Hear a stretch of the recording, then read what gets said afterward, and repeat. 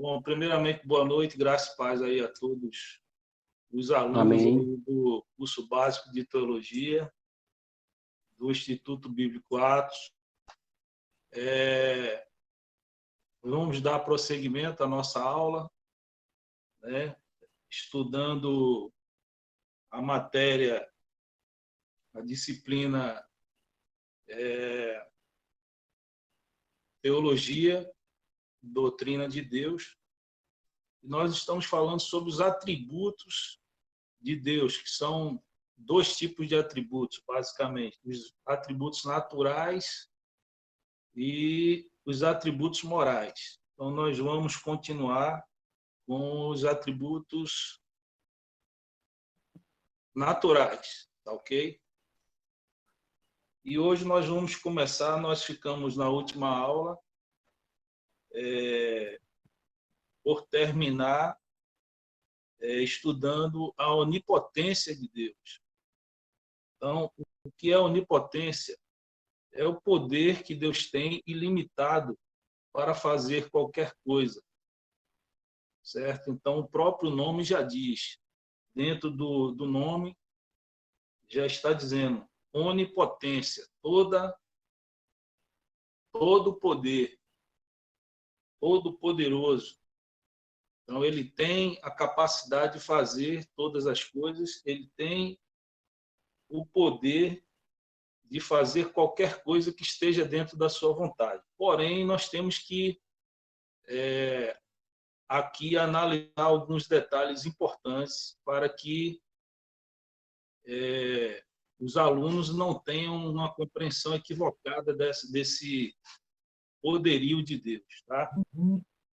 Então, primeiro, Deus ele não vai fazer, embora ele tenha todo o poder, ele não vai fazer aquilo que vai contrariar os seus princípios e leis.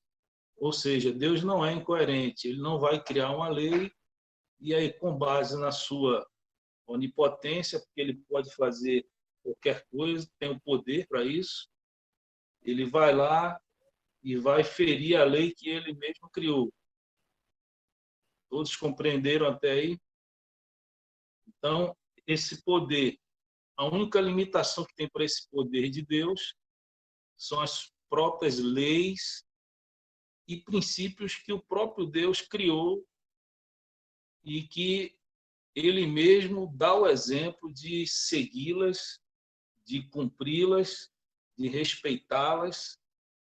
Então, Deus jamais vai utilizar o seu poder para ferir uma lei que ele próprio criou. Então, que isso fique bem claro, tá ok? Ele também não vai usar o seu poder para desfazer algo que foi feito e ir lá no passado e retirar algo que foi feito. Então, o que foi feito, foi feito. Então, aconteceu, entrou no curso do tempo, então ele não vai chegar lá e desfazer o que foi feito. Tá? Então, o exemplo disso, quando o homem chegou e desobedeceu juntamente com a sua esposa, Eva, então Adão e Eva, então quando eles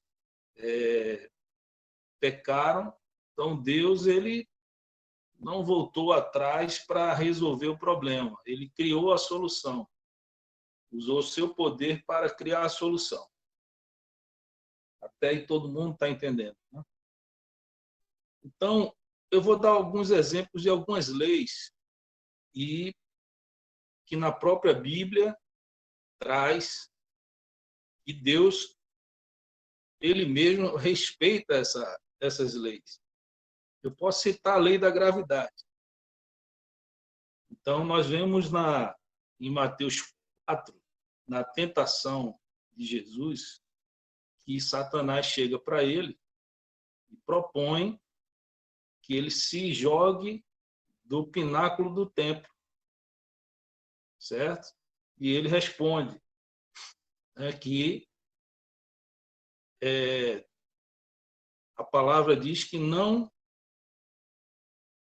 que ele não deveria tentar a Deus. Então, eu queria que alguém lesse esse texto aí, Mateus 4, versículos 6 e 7, e veja como é interessante que Jesus deixa muito claro essa questão da lei. Ele sabia da lei da gravidade. A lei da gravidade existe, o inimigo também sabia. Então, de certa forma, o inimigo estava induzindo Jesus a usar do poder que ele tinha como um Deus encarnado para ferir, para burlar uma lei.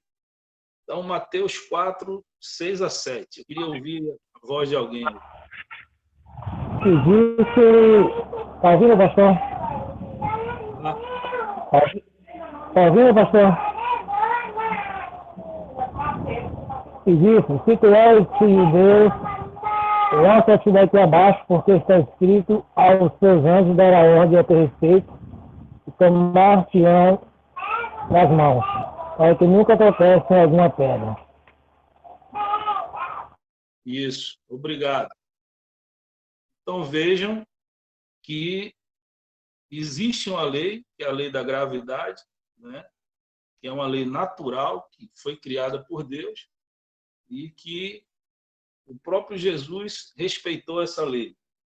Existe também a lei da semeadura, que diz que tudo aquilo que o homem planta, ele vai colher a semelhança da sua semente. Isso quer dizer o seguinte, isso é muito simples. Você quer colher abacaxi, você não pode lançar na terra uma semente que não seja de abacaxi, né? É impossível você colher abacaxi lançando na terra uma semente de soja. Então, isso é uma lei que nós, seres humanos, estamos limitados a ela, e foi uma lei criada por Deus. E na palavra de Deus também fala sobre isso. Tudo aquilo que o homem semear, isso também ceifará. Ok? Até aí tudo ok? Tudo certo? Então, vamos em frente. Então, ficou claro aí a questão da onipotência de Deus, que não é um atributo que vai ferir um outro atributo que ele tem, ou uma lei, ou um princípio que ele mesmo criou. Esse atributo da onipotência de Deus, ele tem como principal objetivo o seu projeto eterno. Qual é o projeto eterno de Deus? Ter uma grande família com muitos filhos semelhantes a Jesus. Esse é o projeto de Deus desde o princípio, quando ele criou o ser humano. Então, esse projeto, depois do pecado, teve que ser Deus estabelecer novas alianças com o homem para que esse projeto não fosse frustrado. Então, isso é mais uma prova da onipotência de Deus, a capacidade, o poder que Deus tem de fazer com que seus projetos eles permaneçam, mesmo diante de falhas, seja do ser humano ou de qualquer outra pessoa que esteja inserida nesse plano divino. Que é a própria redenção, né, pastor? Exatamente. Deus é justo, ele podia, com o estalar de Deus, podia fazer tudo de novo, mas para cumprir sua justiça, ele sendo justo, ele vai entregar o seu filho. Exatamente. Inclusive, eu até anotei aqui, né, como Deus ele é muito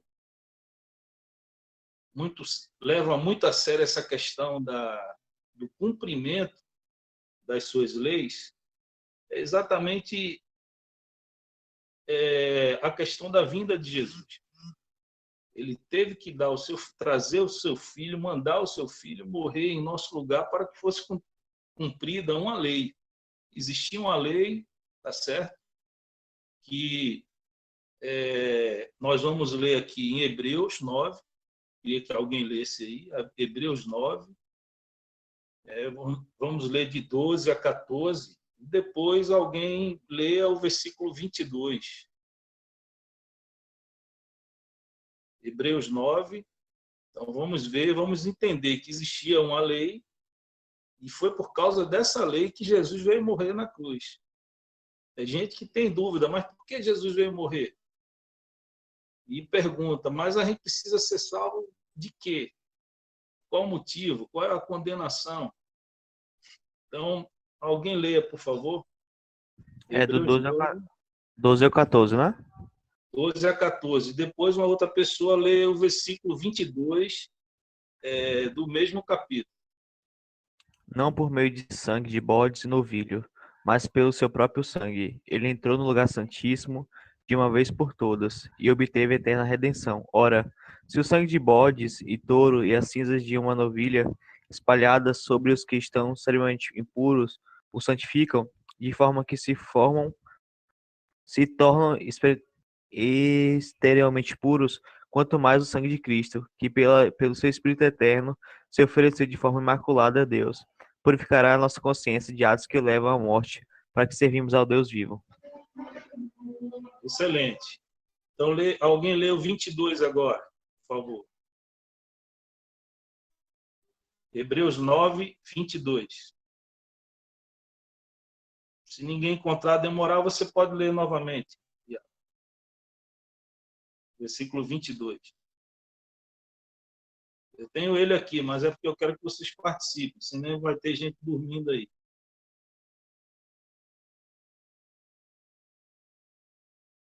Vamos lá? Hebreus 9, 22. E quase todas as coisas, segundo a lei, se purificam com o sangue, e sem derramamento de sangue não há remissão. Perfeito. Obrigado, minha irmã. Então, observem que essa era a lei. Sem derramamento de sangue, não havia remissão de pecados. Então, por isso que existiam aqueles sacrifícios contínuos no Velho Testamento. Então, sangues de bodes, de carneiro, de ovelhas eram lançados sobre o altar para que os pecados fossem perdoados, houvesse uma purificação, porque tinha que ser pelo sangue a purificação dos pecados.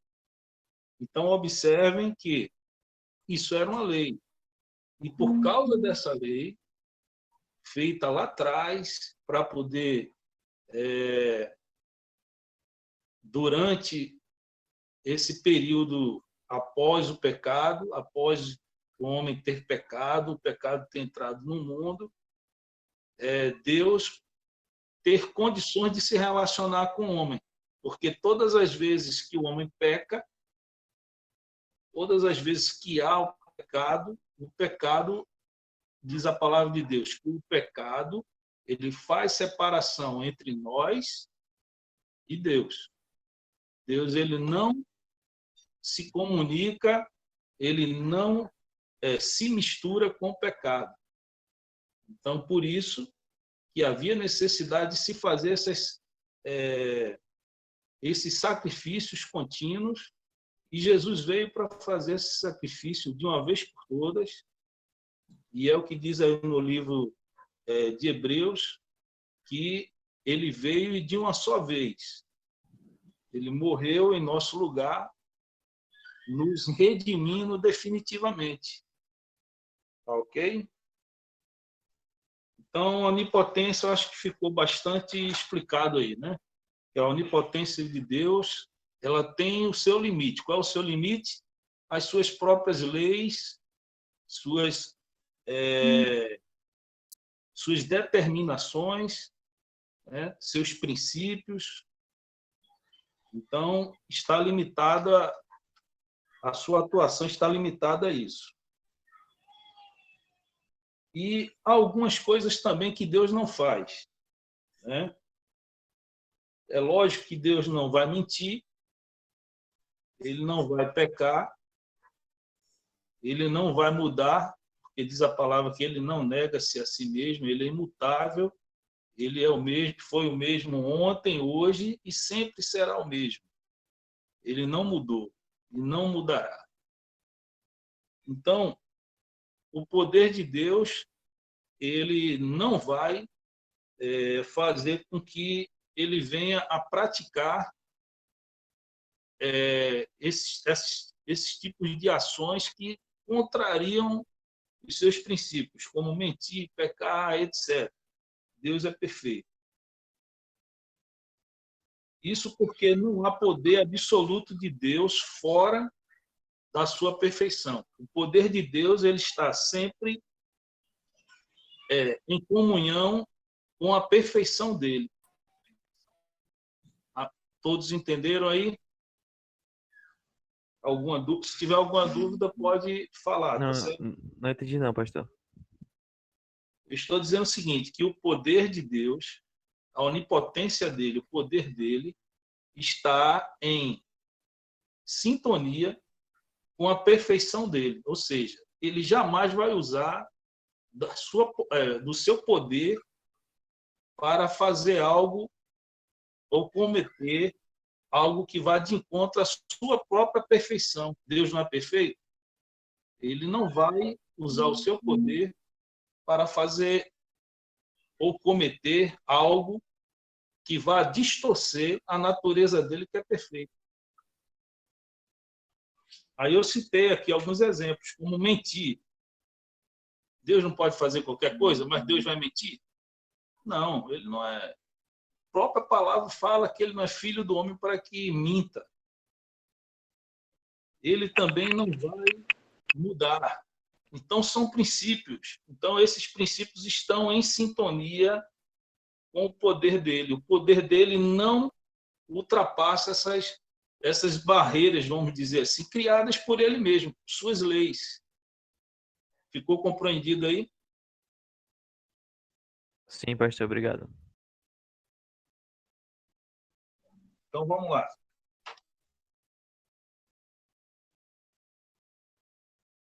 Existem algumas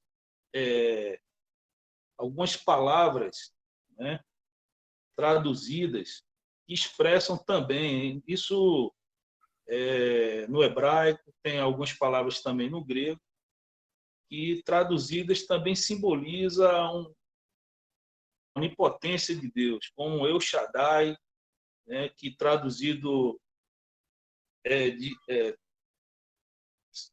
entende-se como Todo-Poderoso. Isso aí você encontra em Gênesis 17:1, esse termo aí no hebraico, Êxodo 6:3. Então, El Shaddai significa o Deus Todo-Poderoso, ok?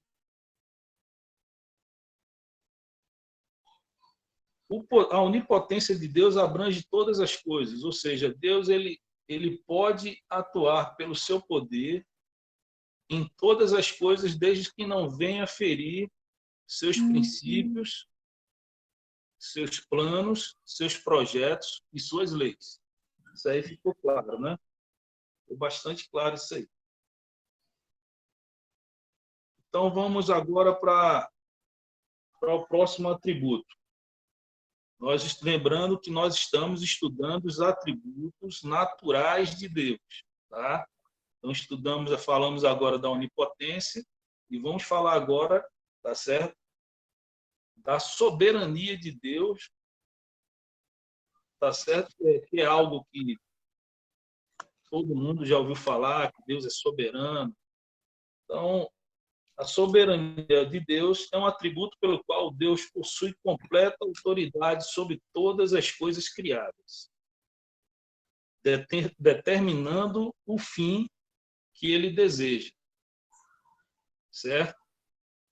Então, isso é importante entender. Soberania é a sua própria vontade, dentro do seu projeto, dentro daquilo que ele estabeleceu como plano, como projeto eterno, ele foi soberano, ainda continua sendo soberano, inclusive nas nossas vidas. Eu já citei exemplo aqui da questão da soberania de Deus em relação, muitas vezes, a bênçãos que nós pedimos, né?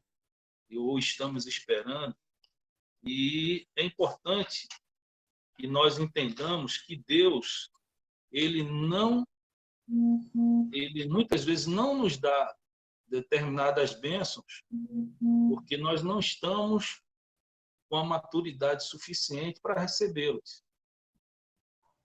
Citei o exemplo na última aula da questão de você que é mãe, você que é pai, que tem um filho menor e existe a faca. A faca pode ser tanto uma arma como um instrumento. Não é isso? Pode ser uma arma na mão de uma criança. Você vai dar uma faca a uma criança? Uma peixeira a uma criança? Não vai. Mas esse mesmo filho seu, quando tiver com 18 anos, 20 anos, que entender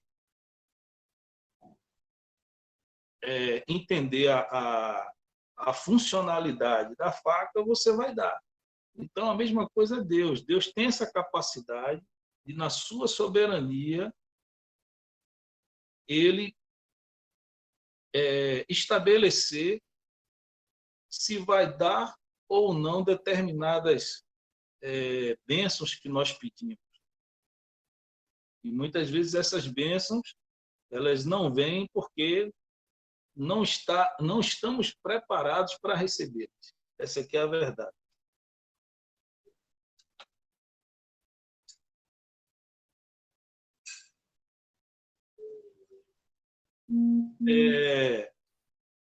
A vontade de Deus, ou autodeterminação,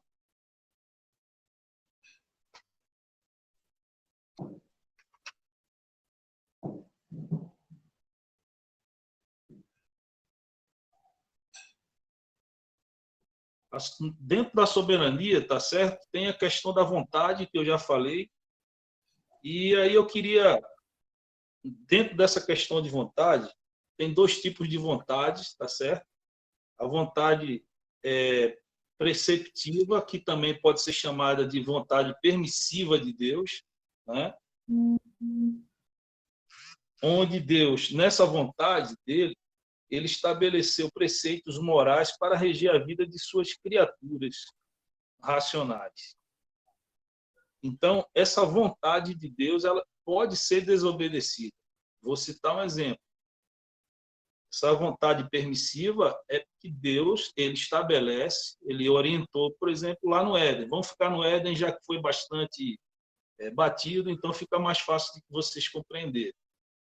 Lá no Éden, Deus chegou e orientou, olha, vocês podem comer de todas as árvores do jardim, todos os frutos das árvores do jardim, porém, dessa árvore aqui, uma única árvore, que é a do conhecimento do bem e do mal, ele orientou para que não comessem. Então, veja que tem gente que muitas vezes questiona, mas por que Deus permitiu que fossem lá e comessem do fruto? Então, eu já expliquei isso. Isso aí é onde está a vontade permissiva de Deus. E expliquei também que Deus nos criou com o livre-arbítrio e é a capacidade de nós fazermos escolhas. Então, a vontade permissiva de Deus, preceptiva, é essa. Essa é uma vontade que ele deseja, ele nos orienta, ele quer que todo homem seja salvo, mas ele sabe que nem todos serão salvos, porque existem aqueles que vão optar por não serem salvos. Então, embora Deus queira, tenha a vontade de que todos se salvem, ele respeita o livre-arbítrio. Mas é uma vontade dele. Então, ele tem essa vontade, mas é uma vontade que pode ser desobedecida em função do livre-arbítrio que ele delegou a nós, seres humanos. Todo mundo compreendeu aí? Ficou claro? É aquele caso que eu indaguei ao senhor, né, pastor? De Sansão. Isso, que você perguntou a mim sobre Sansão, entendeu? Ou seja, e eu esqueci até de falar para você, mas vou aproveitar e falar agora. Veja que Sansão, embora Deus não tenha deixado de cumprir o projeto dele de livrar o povo das mãos dos filisteus, Sansão ele teve as consequências dos seus erros. Você entendeu? Então é aí onde está a justiça de Deus. Então Sansão ele teve ali as consequências naturais dos seus erros, mas o projeto de Deus, né, a vontade nesse caso aí é uma vontade que a próxima vontade que nós vamos falar, que é a vontade chamada decretória, que decreta, uma vontade que é como uma espécie não, é uma vontade que gera um decreto. Ele estabelece, e essa vontade ela é sempre obedecida. Entendeu? Então, o caso ali da libertação do povo estava dentro de um projeto macro de Deus e tinha que acontecer. Sansão foi escolhido, era homem falho, sujeito a falhas, falhou, pagou o preço pelas suas falhas, mas Deus não deixou de cumprir o seu projeto ali na libertação do povo de Deus das garras do povo filisteu. Ficou claro isso aí, né? Sim, pastor. Então, essa é a vontade decretória, certo? É aquela onde há um decreto de Deus do que vai acontecer. Então, podemos citar exemplo também, novamente, nós já lemos aqui, a questão da própria vinda de Jesus, né, ao mundo para morrer em nosso lugar. Então, Deus poderia ter poupado seu próprio filho, mas ele não poupou porque existia um decreto, então a vontade dele decretória já tinha sido estabelecida, existia uma lei, a vontade dele que vira decreto, né, já tinha sido estabelecida, que a alma que pecasse, né, ela morreria, se afastaria de Deus, né? Isso aqui eu já expliquei também, lembrando, vou repetir, a morte na Bíblia tem dois significados, tanto a morte física e temos também a questão da morte espiritual, que é o afastamento do homem de Deus.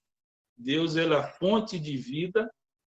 Quando o homem se afasta de Deus, ele simplesmente perde essa vida. Então, a vontade, ficou clara então a diferença entre a vontade permissiva de Deus, ou preceptiva, como queiram, da vontade decretória. Isso depois, por isso que eu peço sempre que façam os resumos, porque isso, de certa forma, força vocês a lerem a apostila, né? De repente, leiam os textos, porque se eu for aqui ler todos os textos, a gente não vai conseguir evoluir na disciplina, e a nossa carga horária é muito limitada, e a gente ainda tem muito assunto para dar. Então, por isso que é importante que, após a aula, eu sempre coloco para que vocês façam um resumo da aula. Tá ok? Então, ficou claro aí, pessoal? Vontade preceptiva ou permissiva e vontade decretória. Ô, pastor, graça e paz. Graças a Deus. Falando assim, então, quer dizer que assim, a vontade permissiva foi quando Deus deu livre-arbítrio ao homem, que permitiu que ele comesse do fruto, e a vontade decretória foi quando Deus decretou a vinda de Jesus. Exatamente. Isso aí foram dois exemplos que eu dei, né, para diferenciar uma vontade da outra, né? Porque uma é aquela em que Deus ele quer que aconteça aquilo ali, ou seja, Deus ele queria que o homem o obedecesse, vivesse eternamente ali no jardim do Éden, desfrutando das bênçãos, né? Mas o homem usou o seu livre-arbítrio e desobedeceu, ou seja, não cumpriu, não atendeu à vontade de Deus, porque essa vontade era uma vontade preceptiva ou permissiva. Agora, quando a vontade ela é decretória, como é o caso ali que eu citei, né, de Jesus, estava dentro de um projeto eterno de Deus, né? No caso da história de Jonas também, colocaram aí, perfeito, se aplica também. O Jonas, a história do Jonas é muito semelhante à história do Sansão. Existia um projeto, uma vontade decretória de Deus, e Deus, para fazer cumprir esse projeto, esse plano, ele se utilizou de Jonas, nesse caso, e se utilizou também no caso lá da história de Sansão. E esses homens, eles falharam, eles tiveram suas falhas ao longo da sua missão, vamos dizer assim. E nem por isso aquilo que Deus projetou deixou de ser executado, com a seguinte diferença. No caso de Jonas, a mensagem que Jonas ia levar até o povo de Nínive era uma mensagem de condenação, porque estava subindo a Deus o nível de pecado, de blasfêmias, enfim, Deus não estava se agradando do que estava sendo feito ali naquela cidade e mandou que Jonas fosse lá levar uma mensagem de que a cidade seria destruída e seus habitantes também. Porém, aí vem a questão do arrependimento. Deus, ele tem essa vontade decretória, mas como eu falei, ele tem os seus princípios que ele sempre respeita. No caso ali, foi isso que o Jonas não compreendeu. Ele foi levar a mensagem de condenação, ó, vocês serão destruídos. Só que ele não esperava que as pessoas se arrependessem. As pessoas se arrependeram e Deus simplesmente deixou de destruir, não destruiu a cidade. Porque, na verdade, a vontade de Deus, o que é que eu falei? Qual é a vontade de Deus principal? É o seu projeto eterno, que toda alma se salve. Então, se há um arrependimento para a salvação, Deus ele retira aquela sentença de condenação. Assim foi como Jesus. Embora o homem tenha pecado, veio Jesus, pagou o preço, cumpriu a lei e nos resgatou. Ficou claro aí, irmã? Ficou sim, pastor. Obrigada. Deus abençoe. Então, depois vocês dão uma olhada, tem vários tipos de vontades, tem outras vontades aqui, tá? Mas são tipos de vontade que eu prefiro que vocês depois deem uma olhada, tá? Na apostila, tá? E no resumo vocês colocam, tá? A vontade eudoquia, a qual Deus se deleita e tem prazer em realizar algo, tá certo? A vontade de eurestia, na qual Deus se deleita com prazer ao ver cumprir as suas criaturas, ou seja, ele se agrada quando a gente faz aquilo que estava no projeto dele, aquilo que ele quer, né? Aquilo que está nos seus planos. não porque ele é, de repente, um ditador nas nossas vidas, mas é porque ele sabe que aquilo que ele estabeleceu para cada um de nós é aquilo que vai nos abençoar, vai nos trazer felicidade, vai nos trazer felicidade, bênção, enfim. Se nós sempre obedecermos os mandamentos do Senhor, a tendência é que nós tenhamos uma vida abençoada. E é isso que ele quer, né? Então, ele tem essa vontade de que o homem faça e desfrute, né, dessa vida abundante. Está escrito, inclusive, em Mateus, né? Ele veio para que tenhamos vida e tenhamos vida em abundância. A vontade eudoquia se refere somente ao bem, e nela não está sempre presente o elemento do deleite. Apenas uma parte muito conceitual aqui, né? Essa vontade eudoquia se refere somente à questão do bem, né? Que Deus tem o prazer, se deleita no bem. Então é algo muito muito óbvio e não precisa de muita explicação. Todo mundo sabe que Deus ele quer exatamente o bem de todos nós.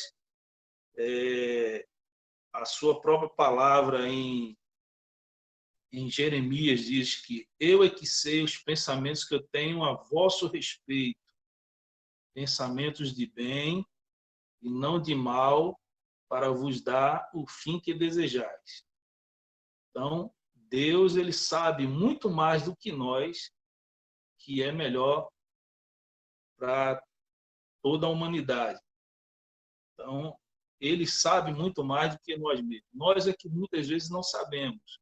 Nós achamos que sabemos o que é melhor para cada um de nós. Mas Deus, ele sabe, na realidade, o que é melhor. E é isso que ele tem, o prazer dele é esse, que o homem desfrute do bem. Essa é a vontade que chama de eudoquia. E tem a que chama aqui a vontade secreta de Deus, ou seja, são vontades que são reveladas ao longo do nosso relacionamento com Deus. Chama-se de vontade beneplácito. Tá?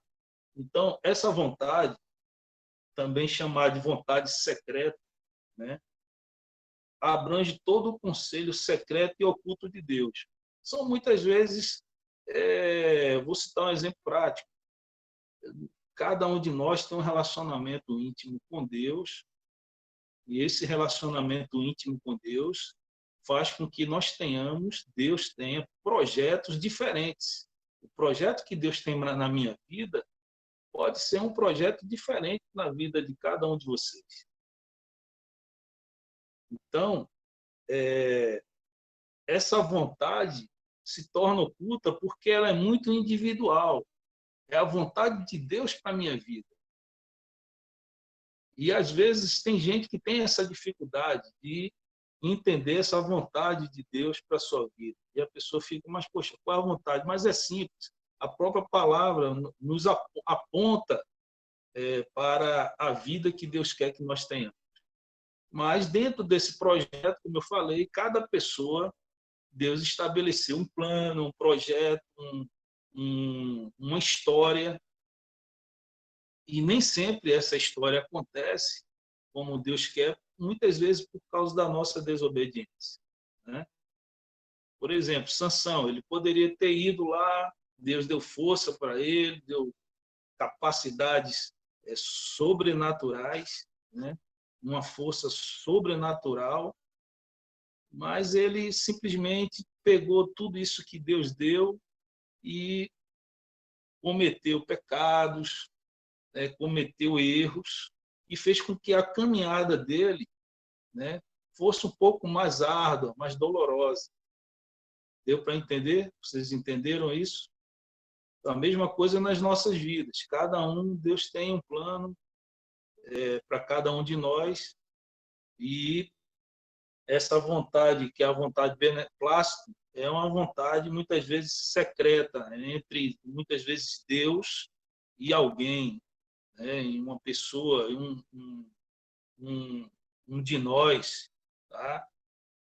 Quando essa vontade nos é revelada, Deus pode nos revelar uma vontade de fazer algo na nossa vida, um ministério, né? É um exemplo como nós estamos fazendo. Surgiu, Deus colocou na sua vontade ali, beneplácito, colocou no coração de alguém fazer esse ministério e vocês estão sendo abençoados. Por exemplo, um exemplo muito prático, né? Onde a gente não está, onde nós não estamos preocupados na questão financeira, né? Que não é algo muito comum nos dias atuais, né? Mas nós estamos preocupados tão somente em levar ensinamentos da palavra, ensinamentos ricos, para que vocês repassem esses conhecimentos para as outras pessoas, transmitindo bênçãos para as outras pessoas. Da mesma forma que a gente está abençoando a vida de vocês, vocês devem abençoar a vida de outras pessoas. Então, isso aí, podemos dizer que Deus colocou essa vontade no coração aí do pastor Mário, né? E ele tem esse projeto, e aí colocou também no coração do pastor Vitor Aquino, lá em Campo Grande, e aprove a Deus também me chamar, ajudar nesse projeto, e aqui nós estamos. Eu poderia ter dito não, poderia ter dito não. Glória a Deus por isso, pastor Zimar. Não é isso, pastor Mário? É verdade, é verdade.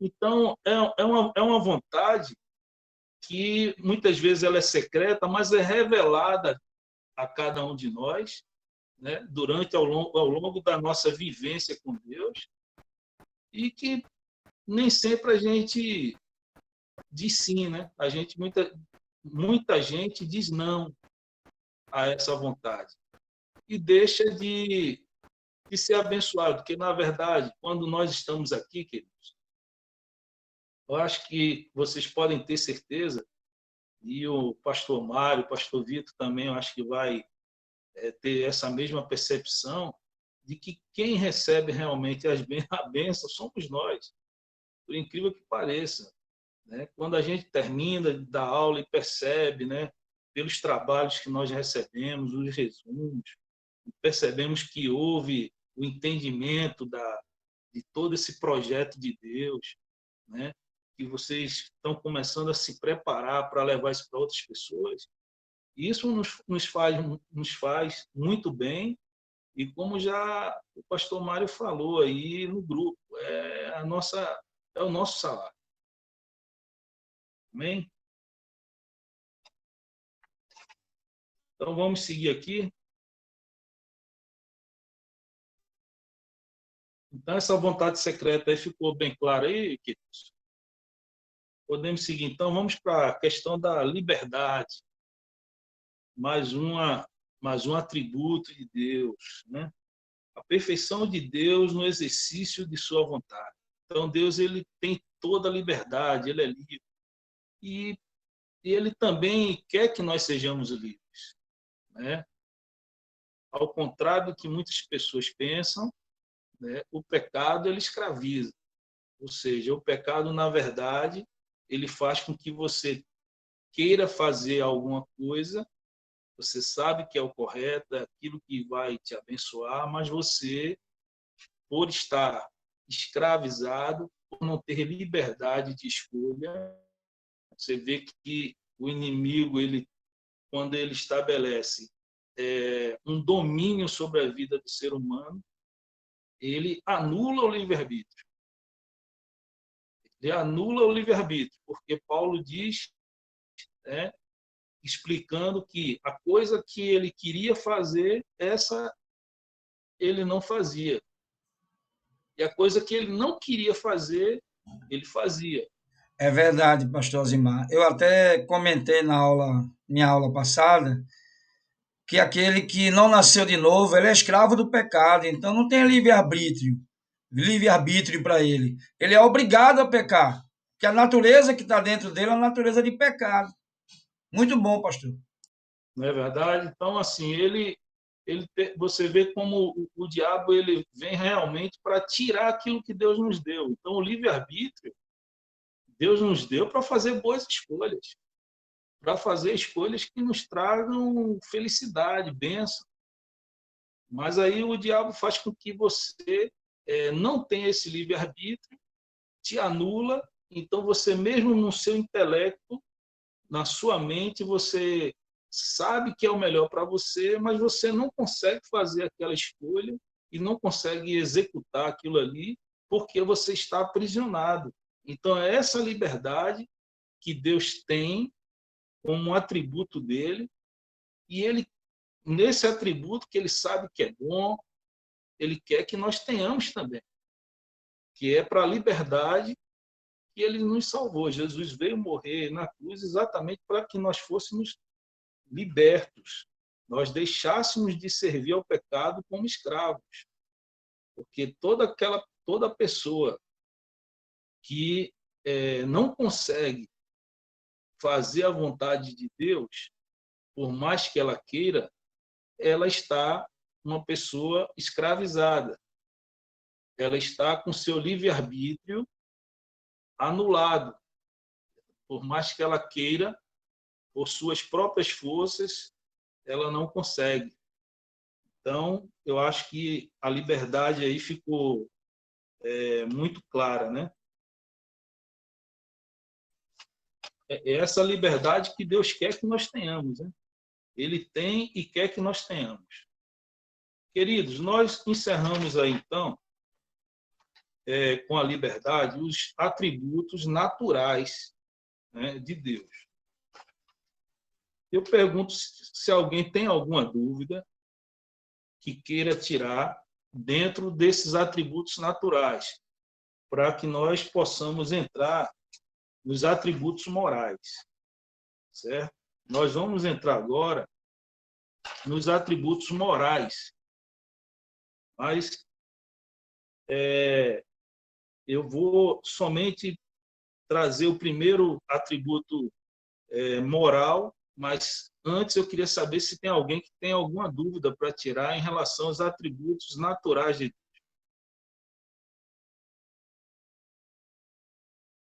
Ninguém? Tudo certinho aí? Todo mundo compreendeu? Então, podemos entrar, então, nos atributos morais. Tá, ok? Então, o primeiro atributo moral de Deus é a santidade, né? Então, santidade é o quê? A perfeição de Deus, né? É a perfeição em virtude da qual ele eternamente quer manter e mantém a sua excelência moral. Ou seja, ele é perfeito em todas as suas decisões. E eu sempre gosto de reforçar, porque eu acho que é uma das maiores dificuldades do ser humano, é conseguir equilibrar justiça e amor. Tem gente que, em nome do amor, ele despreza a justiça. E Deus, a santidade dele é tão grande que a sua perfeição se mostra exatamente em função dele conseguir mostrar para cada um de nós o equilíbrio que ele tem entre a questão da justiça, a justiça e o amor dele. E muitas vezes nós não entendemos. É o caso, eu citei aqui, de Jonas. Se vocês lerem o livro de Jonas, vocês vão ver que lá no final do livro de Jonas, é um livro bem pequeno, você pode ler em casa com calma, você percebe que ele ficou decepcionado, porque, de certa forma, tinha um pouco de presunção espiritual da parte do Jonas. Ele era um profeta, né? Todo profeta ele leva uma mensagem e quer que a sua mensagem realmente aconteça. Ó, vai acontecer isso, E um profeta, ele quer que aquilo ali aconteça, porque, afinal de contas, ele profetizou, né? Mas só que, o que é que aconteceu? O povo se arrependeu e aquilo que Jonas havia profetizado não veio a se concretizar. Mas por quê? Porque existia um projeto de Deus ali, né, para aquele povo, e aquele povo, ao se arrepender, né, Deus ali estabeleceu a questão do equilíbrio entre a justiça e o amor. Então, a santidade de Deus, eu costumo sempre dizer que a questão da perfeição é a perfeição de Deus em equilibrar todos os seus atributos. Todos os atributos de Deus, eles estão bem encaixados, com perfeição, onde nós não vemos, onde às vezes alguns acham que é muita severidade, mas existia uma finalidade. Quando vocês estudarem mais à frente, né, as dispensações, né, dispensação da inocência, do governo humano, da lei, da graça. Então, vocês vão conseguir observar que Deus fez tudo de maneira muito perfeita, né? E esses atributos dele, né? Esses atributos eles estão em uma harmonia tão perfeita que expressa exatamente essa santidade que Deus tem. Então, a santidade é exatamente isso, é a perfeição de Deus, é a harmonia que ele tem e a virtude que ele tem, tá certo, de se manter a sua excelência moral. Alguém tem alguma dúvida em relação a isso? Sem dúvidas, a santidade de Deus possui dois diferentes aspectos, podendo ser positiva ou negativa. Então, nós vamos finalizar tentando entender aqui. A santidade positiva, ela expressa a excelência moral de Deus, na qual ele é absolutamente perfeito, puro e íntegro em sua natureza e seu caráter. A santidade positiva é amor ao bem. Então, a santidade positiva é amor que Deus tem ao bem. A palavra de Deus diz que em Deus não há nenhum mal. Todo dom perfeito, tudo que há de bom, vem do Pai das luzes, em quem não há sombra de variação. Então, a santidade positiva é amor que Deus tem ao bem. A santidade negativa, ela pode ser resumida como o ódio. Aí você pode se assustar, mas eu vou concluir. O ódio ao mal. Porque se Deus ele ama o bem, ele odeia o mal. Então, isso aí foi na última aula, eu procurei explicar a questão do amor de Deus em relação quando tirou o homem, o ser humano, né, Adão e Eva ali do jardim do Éden, para que eles não comessem do fruto da árvore da vida e vivessem eternamente afastados de Deus, né? Então, a árvore do conhecimento do bem e do mal fez com que o homem escolhesse a pior parte. Eles poderiam escolher só o bem, né? Mas isso mostra, mais uma vez, né? Isso fica claro que nós não temos condições de sermos bons longe de Deus. Por isso que a palavra de Deus diz que todos pecaram, todos, e destituídos e carentes estão da glória de Deus. Então, essa santidade negativa é o ódio que Deus tem pelo mal. Ele tem aversão ao mal. Por isso que a palavra de Deus diz: apegai-vos ao bem. Ficou claro aí, queridos? Alguma dúvida? sobre essa santidade negativa, tem a santidade positiva, que é o amor ao bem, e a santidade negativa é o inverso, é o ódio ao mal, evidentemente. Se Deus ele ama o bem, né, é porque ele odeia o mal. Mas aí fica essas duas definições para vocês, tá? Santidade positiva e negativa. Além de possuir dois aspectos, a santidade de Deus possui também duas maneiras diferentes de se manifestar: retidão e justiça. Também chamada de justiça absoluta, é a retidão da natureza divina, em virtude da qual ele é infinitamente reto em si mesmo. Ou seja, é uma santidade legislativa. Ele mesmo, em si, nas suas características, como eu falei, ele é perfeito, ele é reto, né? Ele é absoluto, ele é completo. E essa santidade é exatamente essa retidão, né? A qual faz com que Deus, em si mesmo, tenha tudo em harmonia. E a justiça, também chamada de justiça relativa, é a execução da retidão, ou a expressão da justiça absoluta, né? Que é a santidade judicial. Então, essa questão da santidade em relação à questão da justiça, eu quero que os irmãos entendam que eu até citei a questão da justiça em relação ao amor, né? Porque tem muita gente que acha que quando Deus está estabelecendo a justiça dele, ele está deixando de lado o amor. Muito pelo contrário. A palavra de Deus diz que Deus ele nos trata como um pai que corrige os seus filhos. Aos ímpios, tá certo? A sua justiça é estabelecida por meio das consequências, vamos dizer assim. São as consequências. E essas consequências, normalmente, elas vêm através de punições. Aos seus filhos, elas vêm através de correções.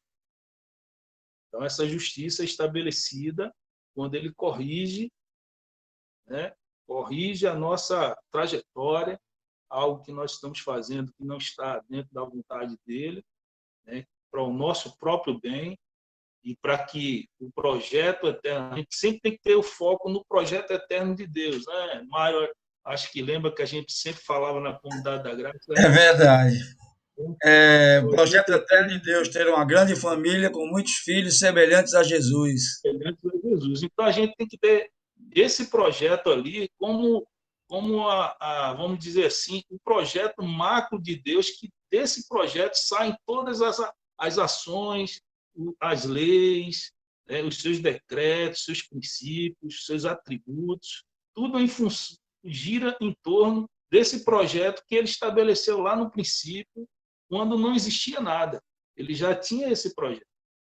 E esse projeto não foi frustrado, mesmo com o pecado do homem, com o erro do homem, mas mesmo assim veio Jesus, estabeleceu aquilo que a lei estava determinando, foi lá, pagou o preço, né, com o derramamento do seu sangue, houve a remissão dos nossos pecados, para que hoje nós fôssemos libertos do pecado. E libertos do pecado, nós fôssemos adotados como filhos. E sendo filhos, né, semelhantes a Jesus. Glória a Deus. Então, queridos, nós vamos ficar por aqui. Acho que, deixa eu ver a hora aqui, são 22 horas e 5 minutos. O nosso próximo atributo moral será a ira, né? Vamos estudar, vamos entender essa questão aí da ira de Deus. Tem muitos textos na palavra de Deus que fala da ira de Deus. É bom que a gente tenha essa compreensão. Então, a gente vai ficar por aqui. Pergunto se alguém tem alguma alguma dúvida em relação ao conteúdo que foi apresentado hoje, se tem alguma pergunta. Vou repetir